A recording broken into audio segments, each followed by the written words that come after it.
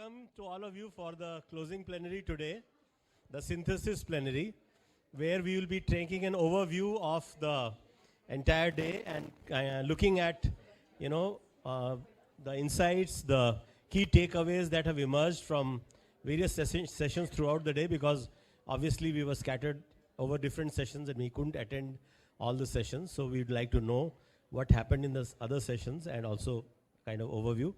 So we have with us 3 panelists, and we have a person from the synthesis team who will be first giving their reflections on the entire day. So we have Annette, who is she's a practitioner researcher in social accountability and health, and she works with IDS and with Anandi and with various other organizations. So she will be presenting briefly in about 10 minutes the key insights as the synthesis team has put them together. And after that we have 3 panelists. We have Claudia. Besides singing, she also works with Salud Sin Limit, which means Health Without Borders, is it? Okay. So she will be from Peru. So she will be presenting her reflections. And Muhumuza Abdul Karim from Sehud in Uganda. He will be presenting his insights in about 5 minutes, just 5 minutes. And Neeta Hardikar from Anandi in Gujarat in India. All 3 of us, all 3 panelists will be giving their insights.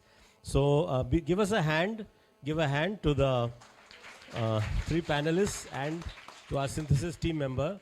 So Annette, over to you.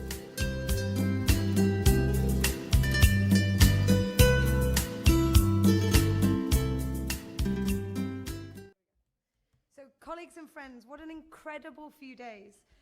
It's been an honor and a privilege to meet with you and learn about all of your work. Isn't COPASA just the most fantastic network? I think we need a round of applause for COPASA.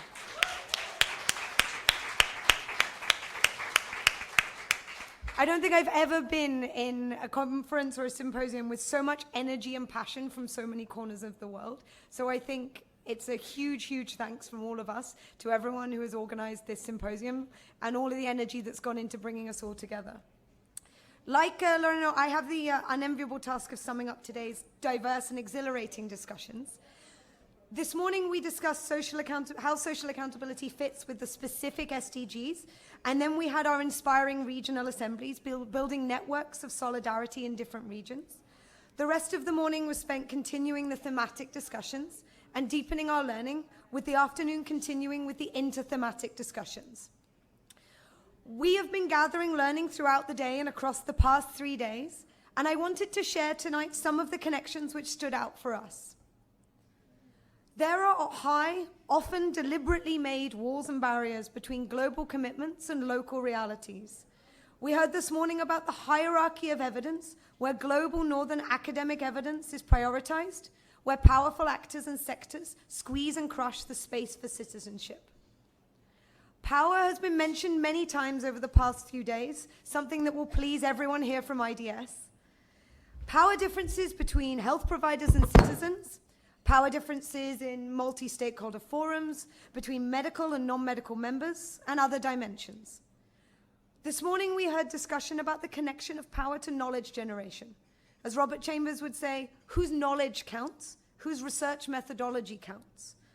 To change this, we need a creative combination of strategic thinking, political skill, local knowledge, theater, arts, legal empowerment, the ability to identify and engage allies, and increase recognition of the validity of local knowledge.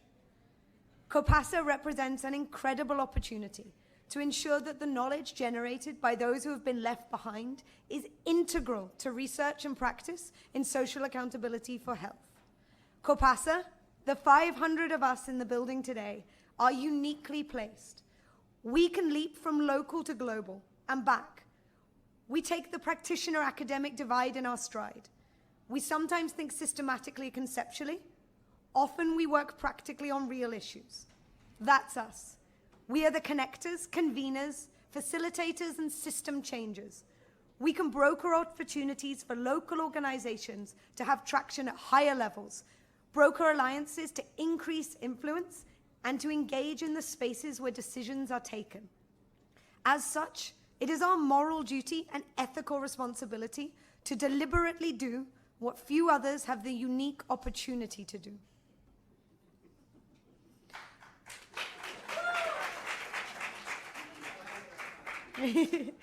But we have some debates and issues to confront in fulfilling this role, issues of which have been highlighted in our sessions today.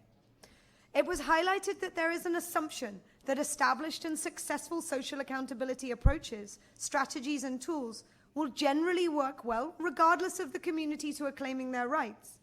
As we heard this week, but particularly from our LGBTIQ activist friends, is that when we want to support communities, it is essential that we understand from their perspectives the barriers and opportunities to organizing, to building networks, etc. We must not make assumptions about the baseline that a given community starts from.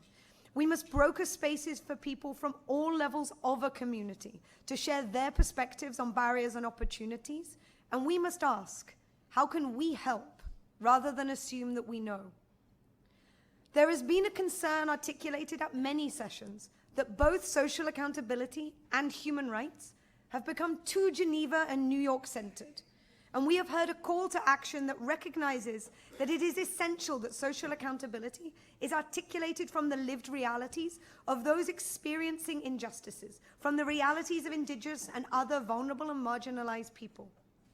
As Jonathan Fox said yesterday in the plenary, social accountability as articulated by many donors and international institutions does not necessarily fit with some of the rights-claiming articulations and approaches we have had the honor to hear about in the past few days. The international discourse on social accountability needs to step back and readjust its understanding, be humble enough to listen to the grassroots social movements on the ground, fighting state oppression for their basic rights, from an absolute necessity to protect the bodily integrity of them and their families. As a representative of the Right to Information campaign in India said on Tuesday, they do not have the choice to acquiesce to state brutality. It is more often than not a matter of life or death. Has it gone? Don't worry.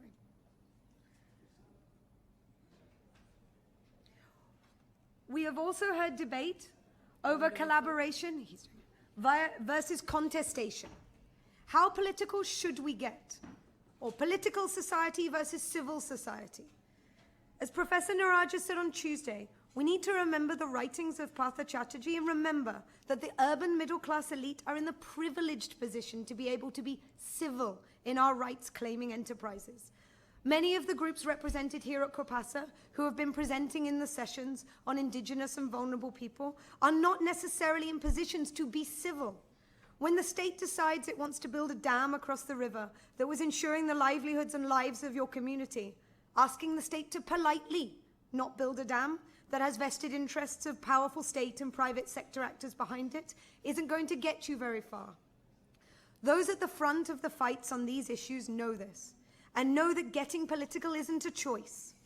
The academic international discourse on social accountability needs to fundamentally understand this and put some skin in the game of the messy politics of social accountability. Donors and international NGOs cannot claim to support social accountability unless they are prepared to share some of the risk alongside social movements. Let's get away from safe, civil, widgets, tools, and stakeholder forums, and let's get messy and remember what's at stake. So I'll just conclude by saying thank you to our hosts for such an exhilarating symposium, and thank you to all of you on a personal note for all that you have shared. I've been really inspired and I've learned a huge amount. Thank you.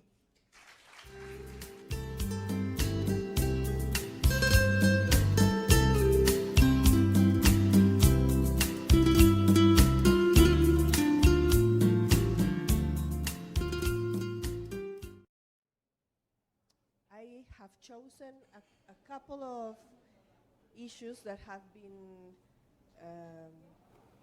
referred in the panels which deal with research, because besides considering myself as a practitioner, I also consider myself a researcher in progress. It's a work in progress, this becoming a researcher.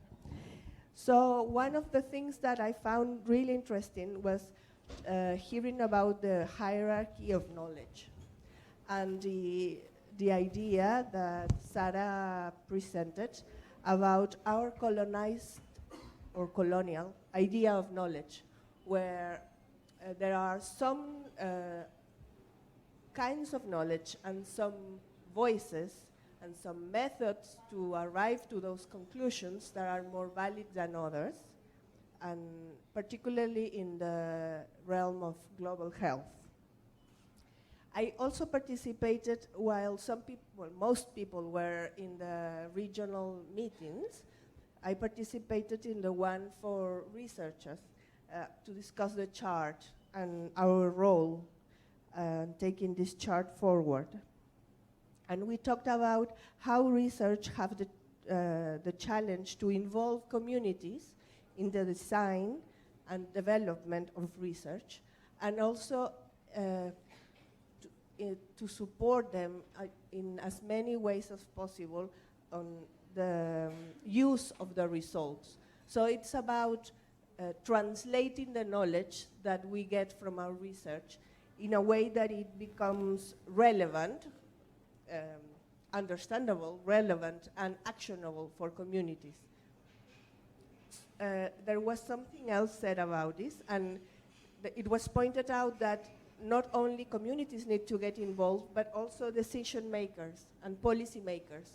They need to get involved at asking the questions that are relevant for them, and also being involved in the design of the studies, and the results also need to be communicated to them in a relevant fashion. I also found quite challenging when in the morning when talking about the gap between international commitments and the local reality, the reality of communities.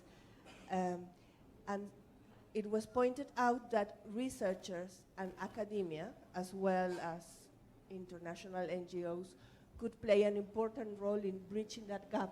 I thought that was very inspiring and challenging, and I will certainly continue thinking about how can we be better prepared to be bridges, to put those things closer, the international side of things and the community side of things. Thank you. I continue to feel what I felt yesterday. One is that there are so many things several people are talking about in different formats. Such an interesting way of putting the knowledge out, and unfortunately I'm unable to gather all of it, not all of it, but at least very little of it. So I wish this agenda can spill over into at least 5 such workshops in different places in different regions. The first morning plenary made me think very deeply about the widening gap that we spoke. I think world over we all understand the widening gap, not in terms of the haves and have-nots, but also in the policy and practice and the how policy gets translated. But I think the way it was put by the panelists in the morning, it gave a ray of hope that the gap is huge, it is widening, but there are ways people have tried, and I take that positive feeling from the morning session. In the session with the indigenous people and their work with those communities, very powerful presentation by the delegates from Australia. A huge learning for me. I work with indigenous communities in India for last 30 years, and it gave a sense that how some cultures have been demeaned systematically. We spoke about design in the morning, in the first session, how it is designed to not let the power flow down and power to people. In the same way, several indigenous communities world over are being, made powerless every day. But the way work was presented from Australia about the power of the health practitioners, and there's a challenge with the state there as well, but it gave me a new leash of positive feeling, positive way of working with the indigenous community, of making them understand that they have the knowledge, they have been practicing it, and that they have to feel positive about it. At the same time, I also got a question to myself, and I don't know, I'm leaving it here. There would be several people who would have answers to it. A lot of times when we talk about indigenous knowledge, it's around the birthing process. Is it only around that? Or there are several other arenas where the indigenous knowledge is being explored? And I want to understand, I take this with me, and I would like to be in touch with people here to understand if something more is happening around there. Dr. Vandana Prasad in the same session gave a very provoking idea. She said that when we talk about accountability framework, we cannot miss the framework of rights. And how do we make the combination of the two together? It is not either or, but how do you do that? How do you make that happen in your research, in your action, in your planning, is something very important takeaway for me. And in the session where I agree with Claudia that I don't know whether I am a practitioner or a researcher. I think every practitioner keeps doing research every time. And therefore, when we did action research with Annette, there was a feeling of not having an external person with us. It was more of a learning together reflection, and first person reflection and second person reflection and all that process. So action research is part of the practitioner's way of work. However, there is a reason why a practitioner research team should be together, so that you are able to, transfer some of your approaches. And therefore, my politics has to affect researchers' politics, and researchers' politics must affect me to be able to think forward. Thank you. Once again, I'm Humza Abdul Karim. I work with Center for Health, Human Rights and Development based in Uganda. And we contribute to ensuring that laws and policies are used as principal tools for protection and promotion of health and human rights. And I'm also happy to inform you that as an institution, we are in the next 3 weeks celebrating 10 years of social justice in health. I attended a couple of sessions, but within the 5 minutes I've been restricted to, one of the sessions we are looking at complementing legal accountability with community action for health rights. And the speakers on this session were from Uganda, from Kenya, and India. And what I'm mentioning countries is that the common issue around this is that most of the cases shared in this session were quite similar, and there was nothing quite different, whereby most of them were looking at issues to do with maternal death in facilities, baby thefts and exchange of babies in these facilities, but also severe complications to patients, some of them leading to permanent disability, but also detention of patients, which was common in all these countries. And we all understand that this is quite a very bad practice, because there should be clear mechanisms and strategies established that how should patients be able to pay the fees within the facilities. And we all know that hospitals or facilities are not detention areas. And all these were attributed to issues of the poor health systems in our countries, looking at issues of absence of adequate health workforce, absence of essential commodities within the facilities, but also medical negligence by a couple of medical officers. And all this also much attributed to limited financing for health in our particular countries.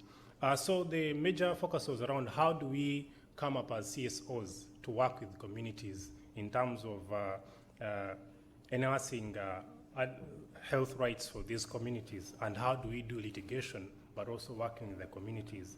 And some of the judgments highlighted, some were quite positive, others are negative, on the basis that some of the judges who give these rulings or these judgments are not well versed with the health issues. So they need to be able to inform these judges on particular issues so that they can give us positive judgments, but also others being progressive.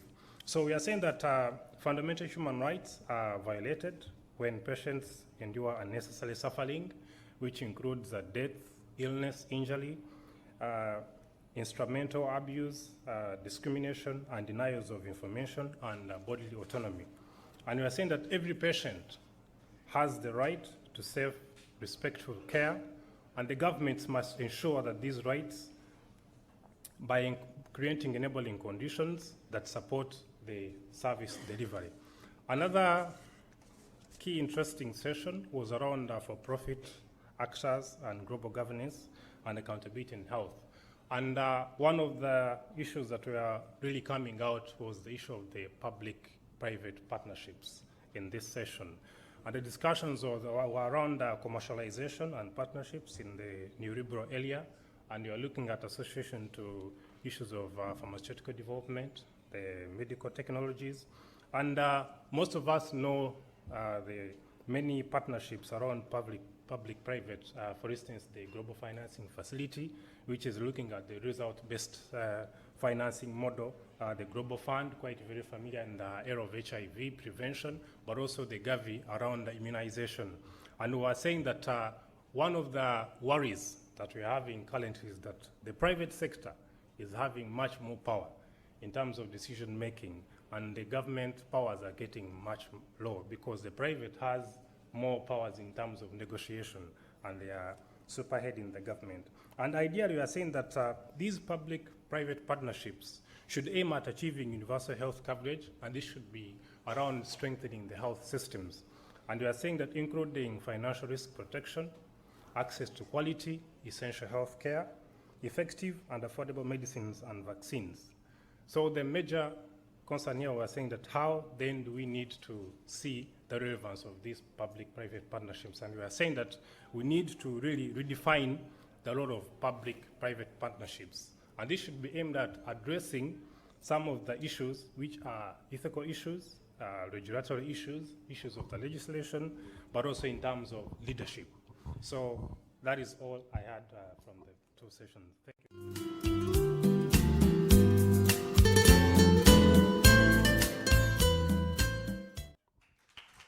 Thanks a lot. So that was really interesting. And your colleague from Uganda, Moses Talibita, he was also in another session, and he also talked about the same phenomenon of detention of patients, which is actually illegal detention. So I think across the world, the only bodies which are, besides the police, who can detain people are hospitals, which is actually quite, paradoxical. So hospitals should be places which save people, but actually they enslave people. And it said that the customer is king, the customer can become a slave. In this kind of situation, literally they are detained. So that brings us to the point of public-private partnerships and the larger issue of accountability of private actors. And this whole issue actually requires, I would think, some more development in our entire accountability discourse itself. We have not fully engaged with the issue of accountability of private actors, because they say that we are corporations. We are only dictated by the logic of the market and maybe some formal rules which relate to companies or corporations, but we don't have any social accountability. Whereas on the other hand, they are playing a major role in health systems. So they have two faces. So when it comes to getting public subsidies, when it comes to getting, governmental various kinds of protections, they say we have a social role. When it comes to accountability, they say we are private actors. So this contradiction needs to be exposed. And this also holds true for public-private partnerships, which are these kind of hybrid formations, which get the best of both worlds for them, and people get the worst of both worlds. So they get the lack of accountability of the private sector